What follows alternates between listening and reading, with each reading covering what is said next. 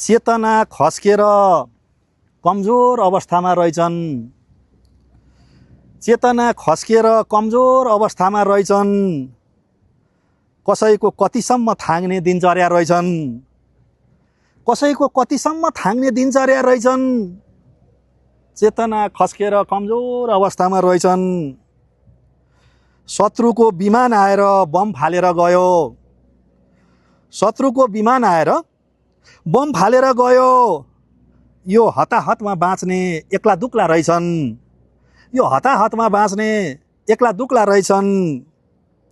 कसैको कतिसम्म थाङ्ने दिनचर्या रहेछन्।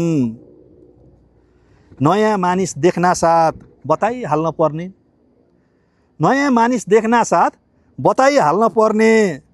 रोइहाल्न पर्ने उसँग कति व्यथा रहेछन्। रोइहाल्न पर्ने उसँग कति व्यथा रहेछन्। बच्चाहरूले आलु पोलेर खाएको देखे थिएँ।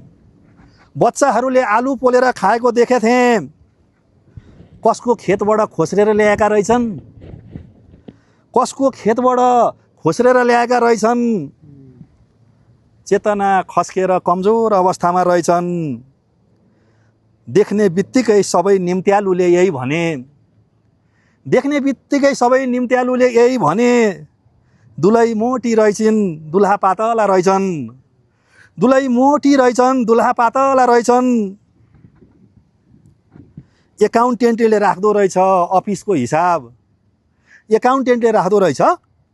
एकाउन्टेन्टले राख्दो रहेछ अफिसको हिसाब। एकाउन्टेन्टको हिसाब घरकाले राख्दा रहेछन्। एकाउन्टेन्टको हिसाब घरकाले राख्दा रहेछन्।